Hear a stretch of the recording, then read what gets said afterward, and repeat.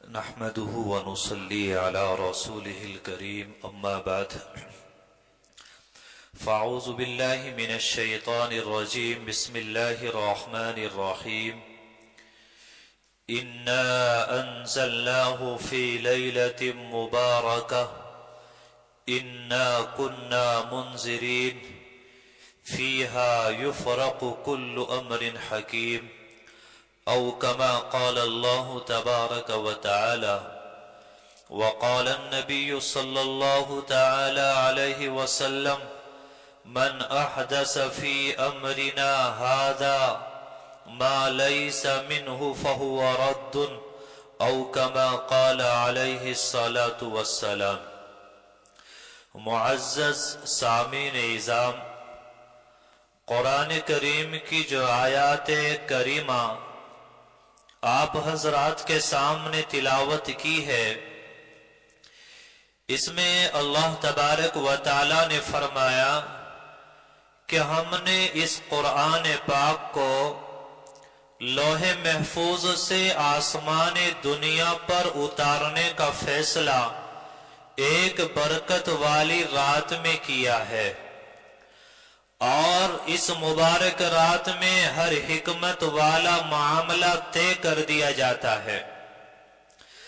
نیز سرور کائنات حضور اکرم صلی اللہ علیہ وسلم نے فرمایا کہ جس شخص نے مذہب اسلام کے اندر اور دین اسلام کے اندر کسی ایسی نئی بات کو ایجاد کیا، کوئی نیا کام ایجاد کیا کہ جس کا دین سے کوئی تعلق نہ ہو، فرمایا کہ وہ مردود ہے، قابل رد ہے۔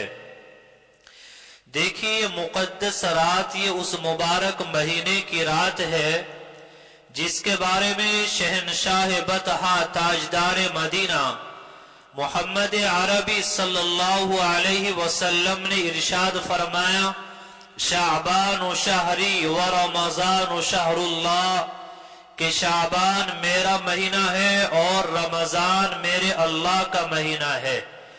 ایک حدیث پاک کے اندر ارشاد فرمایا کہ شعبان میرا مہینہ ہے اور رمضان وہ میری امت کا مہینہ ہے۔ میرے بھائیوں، یہی وہ مبارک مہینہ ہے کہ جس کی 15ویں رات کو شب برات کہا جاتا ہے۔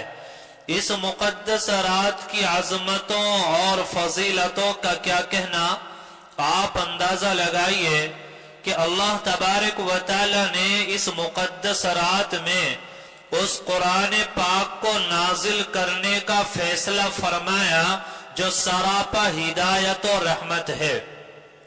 وہ قرآن جس نے انسانیت کو زندگی گزارنے کے طور و طریقے سکھائے ہیں اور ابد الآباد ہمیشہ رہنے والی آخرت کی جو زندگی ہے اس کے لیے نجات کا سامان مہیا کیا ہے۔ پھر اس مقدس رات میں سال بھر کے وہ معاملات جو حکمتوں اور مصلحتوں سے لبریز ہوتے ہیں وہ طے کر دیے جاتے ہیں اور من جانب اللہ معصوم فرشتوں کے سپرد کر دیے جاتے ہیں۔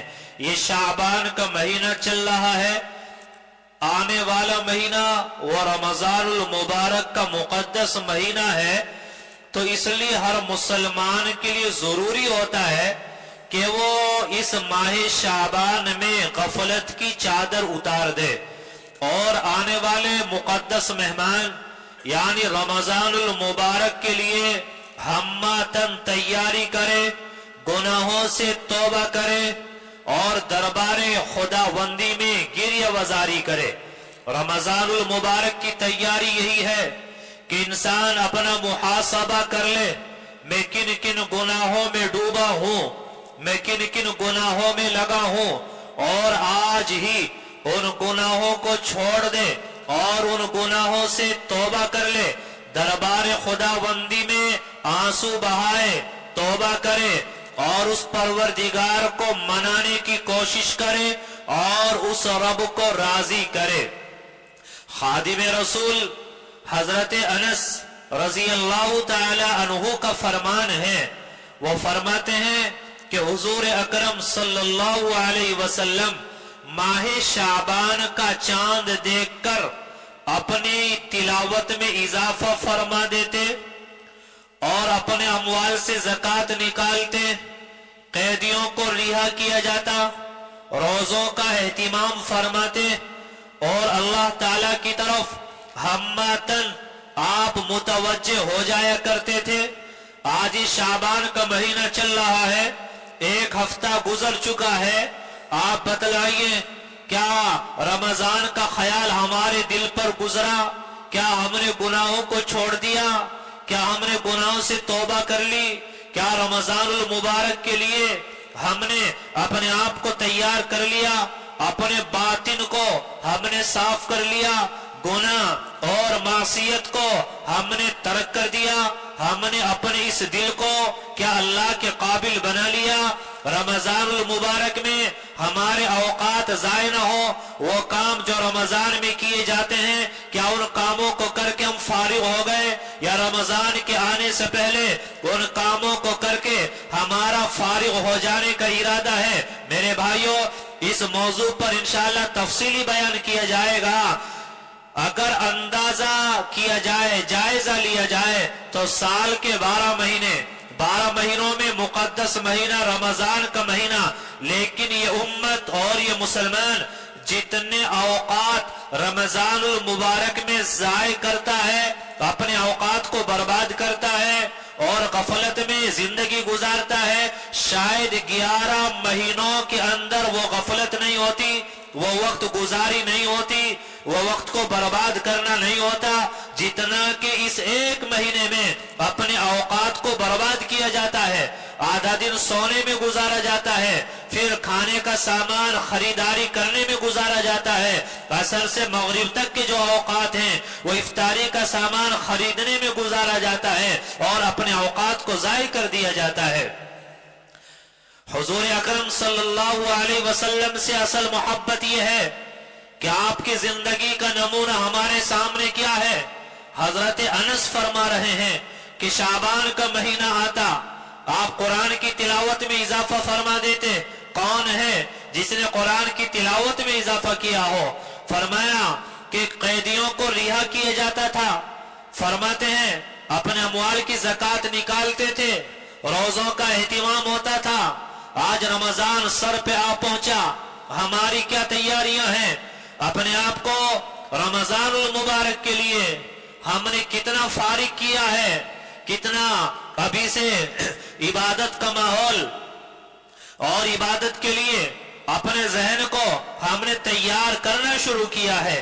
یہ شعبان کا مہینہ اسی لیے ہے تاکہ رمضان المبارک کے لیے ہم اپنے آپ کو تیار کر سکیں، اور یہ مقدس راتیں اسی لیے ہیں تاکہ ان کی قدردانی کر کے اپنے گناہوں کو اللہ سے معاف کرا سکیں، اور رمضان آئے یہ دل صاف ہو چکا ہو، رمضان آئے اس دل میں اللہ کی محبت کے پھول کھل چکے ہوں، رمضان المبارک آئے اور ہم لوگ پاک صاف ہو کر رمضان کے جو انوارات ہیں، جو برکات ہیں، ہم ان کو اپنے سینوں کے اندر سمیٹ رہے ہوں، اور ہمارے سینے اللہ کی رحمتوں سے، برکتوں سے اور اللہ تعالیٰ کے انوارات سے ہمارے سینے بھرتے چلے جا رہے ہوں۔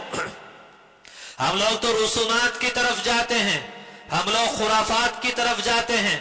شیطان اللہ کی ہر عبادت کرنے کا جب موقع آتا ہے تو ہر عبادت میں اپنا حصہ لگا دیا کرتا ہے۔ یہ شعبان کا مہینہ مقدس مہینہ، اس میں آنے والی رات شب برات، یہ مبارک رات، یہ وہ مقدس رات ہے کہ رب ذوالجلال اپنی رحمتوں کے دروازے کھول دیتا ہے۔ رب ذوالجلال اپنی تجلیات کا نزول فرماتے ہیں، اور اس رات میں رحمتیں تقسیم نہیں بلکہ رحمتوں کو لٹایا جاتا ہے۔ اللہ کی طرف سے اعلان کرایا جاتا ہے کوئی معافی چاہنے والا کہ اس کو معاف کروں، ہے کوئی استغفار کرنے والا کہ میں اس کو معافی دوں، ہے کوئی روزی طلب کرنے والا کہ میں اس کو روزی عطا کروں۔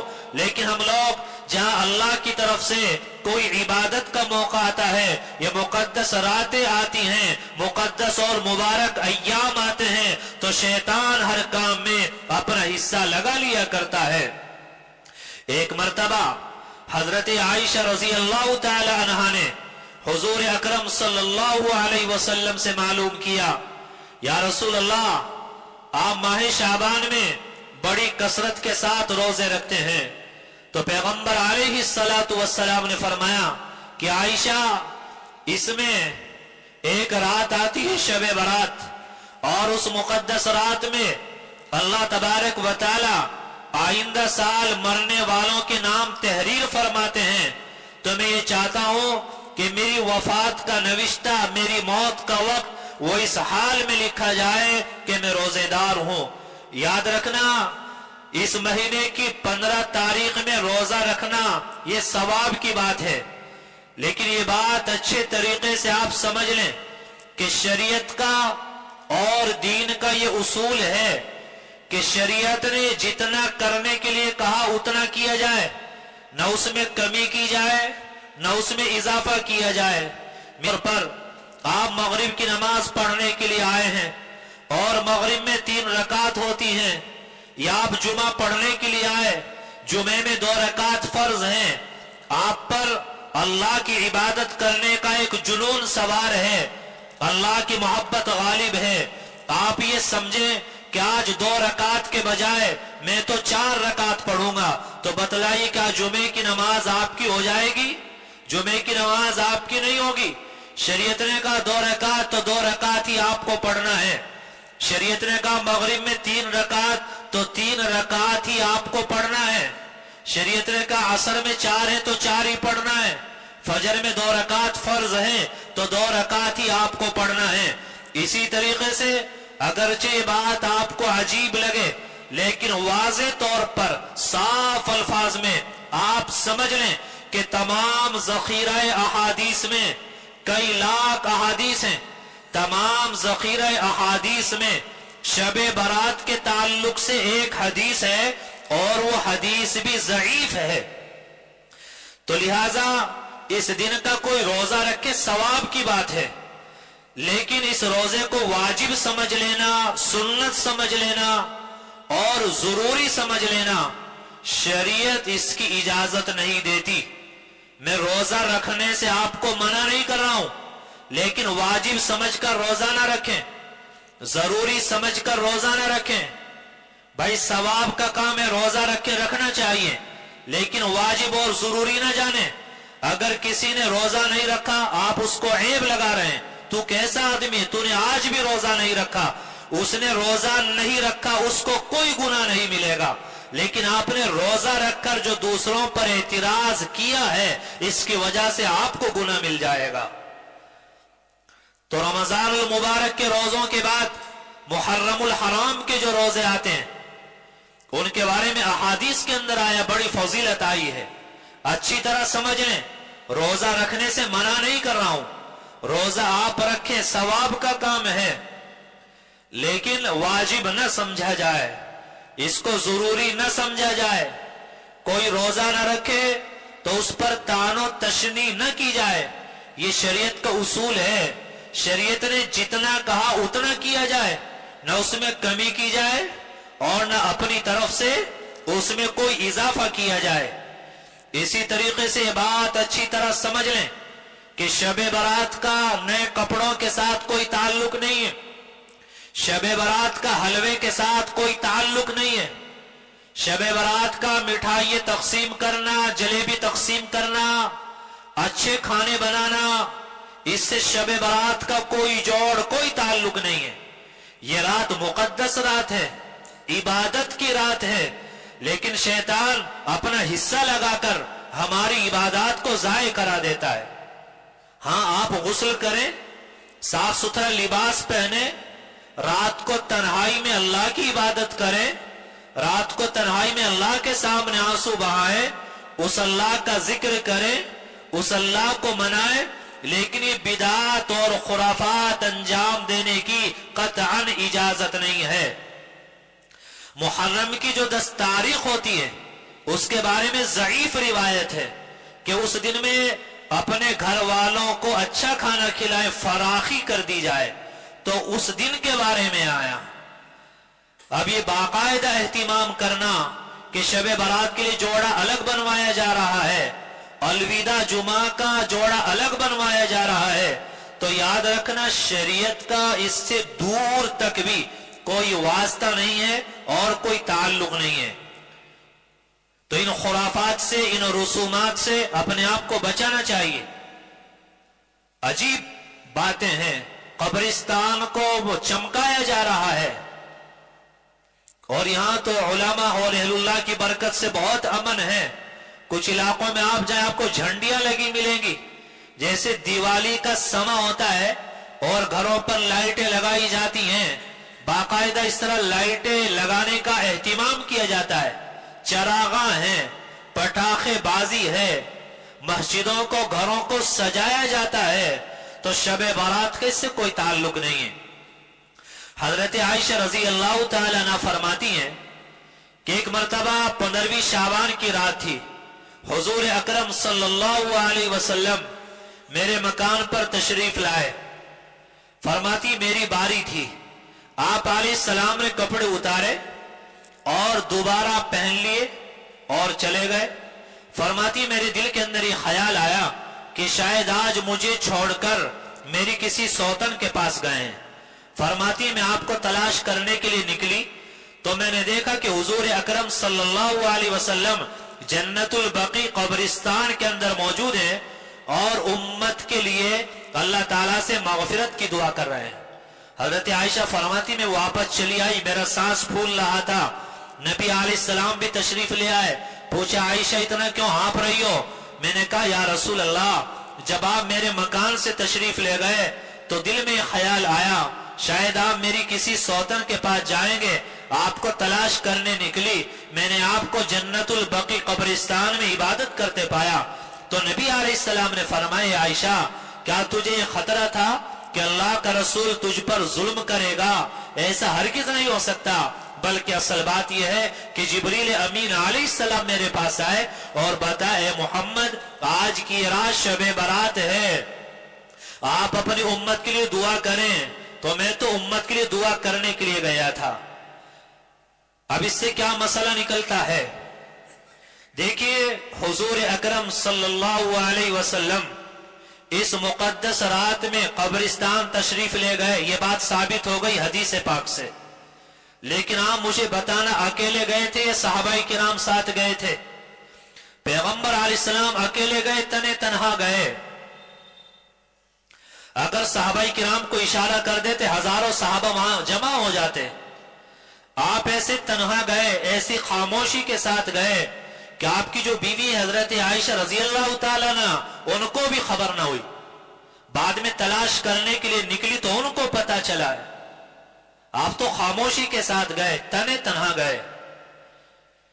پھر ساری زندگی میں پیغمبر علیہ السلام شب برات میں صرف ایک مرتبہ قبرستان گئے ہیں، اور ہم لوگوں نے ہر سال کا کھیل بنایا ہوا ہے اور ہر سال جانے کو لازم اور ضروری سمجھتے ہیں۔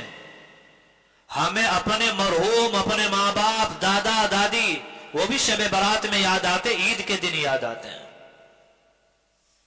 یہ ہم لوگوں نے کھیل بنایا ہوا ہے بھائی، یہ مقدس رات تو عبادت کی رات ہے، اپنے گھر کے کونوں کو سنبھال لینا چاہیے تھا، اللہ کے سامنے آنسو گرانا چاہیے تھا، دربار خدا بندی میں ہم توبہ کرتے، اس اللہ کو مناتے، اور ہم نے اس کو تھیٹر بنا لیا، ہم نے اس کو کھیل بنا لیا۔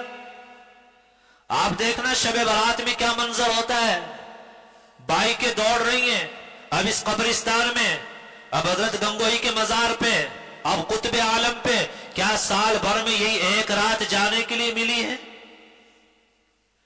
پیغمبر علیہ السلام ساری زندگی میں ایک مرتبہ گئے، ہم جتنے یہاں بیٹھے ہیں کوئی نہ کوئی جا چکا ہوگا، بس کافی ہو گیا۔ قبرستان اس رات میں جانے کو لازم اور ضروری سمجھنا، اسی سے بدعات جنم لیتی ہیں، اور یہ بدعت ہے۔ نبی علیہ السلام ایک مرتبہ گئے، آپ ایک مرتبہ جا چکے، بس کافی ہے۔ اور نہیں گئے، جانا چاہتے تنے تنہا چلے جائے، اور جانا کوئی ضروری بھی نہیں ہے۔ نبی علیہ السلام نے تو فرمایا قبرستان جایا کرو، کیونکہ وہاں جانے کے بعد قلب و دماغ کے اندر یہ بات پختہ طور پر آ جاتی ہے کہ دنیا دار فانی ہے اور تجھے بھی ایک دن یہاں آنا ہے۔ لیکن ہم صرف شب برات میں جائیں گے۔ شیطان ہماری ہر طرح کی عبادات میں اپنا حصہ لگا لیتا ہے۔ اس رات میں جاگنا عبادت کا کام ہے، جاگنا چاہیے، لیکن میرے بھائیوں نفلی عبادت وہ مجمع میں کرنے کے بجائے تنہائی میں کرنا زیادہ پسندیدہ ہوتا ہے۔ مسجدوں میں جو اجتماعی طور پر جاگا جاتا ہے، باقاعدہ اہتمام کیا جاتا ہے، علماء نے اس سے بھی منع کیا ہے۔ نفلی عبادت آپ کو کرنا ہے، اللہ کو منانا ہے، تو تنہائی میں اپنے گھروں کو کیوں قبرستان بناتے ہو؟ اپنے گھر کے کونوں کو سنبھالیے، اپنے گھروں کو آباد کیجئے اور یہ رات جاگ کر گزاریے، اللہ کو منائیے۔ عام طور سے دیکھنے میں آتا ہے کہ اس رات کے جاگنے کا بڑا اہتمام ہوتا ہے اور فجر کی نماز غائب ہو جاتی ہے۔ بھئی اس رات میں جاگنا مستحب تھا، فجر کی نماز وہ فرض ہے۔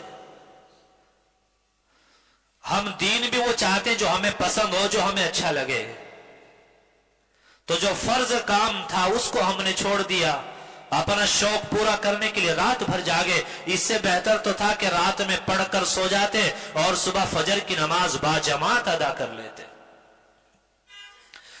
رات بڑی ہے، نیند غالب ہے، بہتر طریقہ عشاء کی نماز پڑھتے ہی فوراً آپ سو جائیں، 2 گھنٹے سو جائیں، 3 گھنٹے سو جائیں، مضبوطی کے ساتھ الارم لگائیں، 3-4 الارم لگائیں۔ تھوڑی دیر سونے کے بعد آپ کو سکون بھی مل جائے گا، نیند کا خمار بھی دور ہو جائے گا۔ پھر رات کے آخری آدھے حصے میں آپ اٹھیے، آپ نفلیں پڑھیں، قرآن کی تلاوت کریں، بدل بدل کر عبادت کریں۔ کچھ دیر قرآن کی تلاوت کی، تھک گئے، پھر نفلیں پڑھنے لگے، پھر دعائیں کرنے لگے، پھر ذکر کرنے لگے، بدل بدل کر عبادت کریں، اللہ کو منائیں۔ میرے بھائیوں پہلے یہ امت راتوں کو اللہ کے سامنے روتی تھی تو دن میں مسکراتی تھی، آج رات میں سو رہی ہے تو دن میں رو رہی ہے۔ حالات پریشانیاں گھیرے ہوئے، ایسے حالات بدلنے والے نہیں۔ آج کل دین اپنی پسند کا چاہتے ہیں، عبادت چاہے تھوڑی ہو جائے شریعت کے مطابق ہو جائے، عبادت چاہے تھوڑی ہو جائے پیغمبر علیہ السلام کے طریقے کے مطابق ہو جائے تو تھوڑی بھی بہت ہو جائے گی۔ لیکن جاگ رہے ہیں رات بھر ادھر ادھر کی باتیں، اور اب یہاں چکر لگ رہا ہے، اب وہاں جا رہے ہیں، سڑکوں پر ایک دھوم مچی ہے، شریعت ان کی اجازت نہیں دیتی۔ عبادت کرنا ہے خوب کریے، بہتر ہے تنہائی میں کی جائے، نفلی عبادت تنہائی میں ہی کرنا چاہیے۔ تو ان تمام تر رسومات سے اور خرافات سے اپنے آپ کو بچائیں۔ یہ دیکھنے میں آتا ہے کہ چھوٹے چھوٹے بچوں کے لیے شب برات کے کپڑے الگ بنائے جا رہے ہیں، الوداع جمعے کے الگ بنائے جا رہے ہیں۔ بھئی شریعت نے سختی نہیں کی، عید کے لیے آپ کو کہا بنائیے آپ کپڑے، عید کے لیے اچھے کپڑے بنائیں، لیکن وہ اچھے کپڑے قرض لے کر نہ ہوں، اور وہ اچھے کپڑے کم از کم ایسے تو ہوں کہ ان میں آپ کی نماز ہو جائے۔ آج ایسا لباس پہننے لگے کہ رکوع میں جاتے ہیں، سجدے میں جاتے ہیں، ایسی جنس کی پینٹ فلا فلا سطر کھل جاتا ہے، نماز نہیں ہوتی، تو وہ کیسا اچھا ہوا، کیسا اچھا لباس ہوا۔ تو ان تمام تر چیزوں کو میرے بھائیوں ان کو چھوڑیں، اپنے آپ کو بچائیں۔ رمضان آیا ہی چاہتا ہے، ابھی سے اس کے لیے اپنے آپ کو تیار کریں۔ رمضان کے مقدس لمحات، اب ہماری عورتیں بازار کے چکر کاٹ رہی ہیں، جہاں درود پڑھنا تھا، استغفار کرنا تھا، آج چپل آ رہی ہیں، اگلے دن کپڑے آ رہے ہیں، اگلے دن چوڑی آ رہی، پھر فلا سامان آ رہا ہے۔ یہ قیمتی اوقات ہم نے بازار میں ضائع کر دی ہے۔ ہم سمجھتے ہیں کہ عید کے موقع پر اچھا جوتا، اچھا کپڑا آ جائے گا۔ میرے بھائی دکاندار بتلاتے ہیں کہ جو مال ہمارا پورے سال نہیں بکتا، پینڈنگ میں پڑا رہتا ہے، وہ اچھے داموں میں عید کے موقع پہ بک جاتا ہے. ہم سمجھتے کہ ہم اچھا ڈیزائن دار کپڑا لے کے آئے. تو رمضان کے آنے سے پہلے ان تمام تر ضروریات سے میرے بھائی ہم فارغ ہو جائیں. اللہ کے واسطے رمضان کے لیے اپنے آپ کو ہم لوگ ابھی سے تیار کریں. عصر سے مغرب تک کا جو وقت ہوتا ہے بڑا قیمتی وقت ہوتا ہے، لیکن آپ جانا ذرا بازار کی طرف، ہمارے یہ قیمتی اوقات کہاں بازاروں میں ضائع ہوتے ہیں. آپ کو افطاری کے لیے پھل فروٹ لانا ہے، کیا 2-4 روز کا پھل فروٹ اکٹھا نہیں آ سکتا؟ کیا خراب ہو جائے گا؟ آج کل تو گھر گھر فریج ہیں، سارے انتظامات ہیں، لیکن ہمیں روزانہ جانا ہے. کیونکہ پڑوس میں جو غریب رہتے ہیں نا، ان کا دل بھی تو دکھانا ہے نا. گھر سے تھیلا لے کے نہیں جائیں گے تاکہ کسی کو نظر نہ پڑے. وہ اللہ نے ذرا سی چمک دی ہے نا پیسے کی، تو اس کی جھنکار دکھانا ہے. بڑی بڑی پنیاں ہے، کولڈ ڈرنک ہے، یا پھل ہے، یا فلا چیز ہے، سب کو دکھاتے ہیں. ہم آئیں گے پھر کہتے جی نظر لگ گئی، بچے بیمار ہیں، ہم بیمار ہیں. اسباب تو آپ نے خود اس طرح کے بنائے.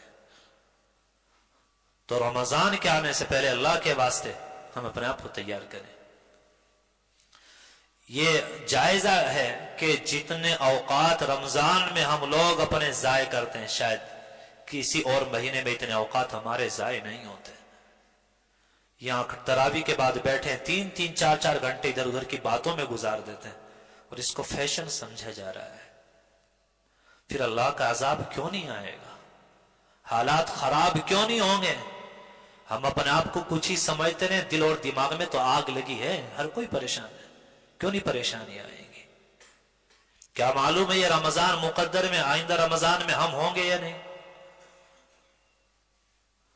تو ابھی سے اپنے آپ کو میرے بھائی اس کے لیے ہم تیار کریں. اپنی ضروریات سے فارغ ہوں، گناہوں کو چھوڑیں. بہت ساری باتیں رہ گئی. آپ کو پتہ ہے ہر جمعرات کو مجلس ہوتی ہے، اور آنے والی جو جمعرات ہے اس میں شب برات بھی ہے. تو انشاءاللہ کچھ باتیں تفصیل کے ساتھ اس میں بیان کر دی جائیں گی.